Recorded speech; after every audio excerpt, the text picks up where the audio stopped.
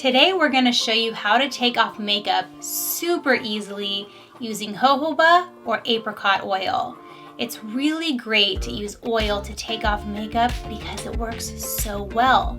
The problem with a lot of makeup removers is it usually doesn't do the job and you have to tug at your skin, or it has all these unnecessary dirty ingredients.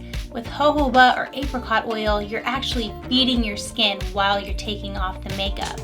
So let's go through all different types of makeup products and see how it works. You'll see how easily they come off.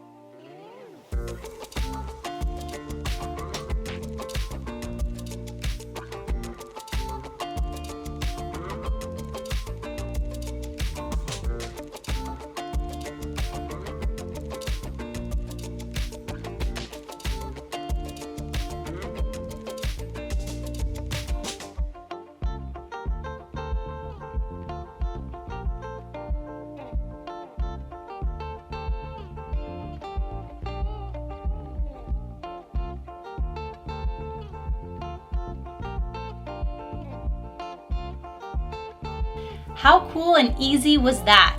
Now the only question is, are you going to go with jojoba oil or apricot oil?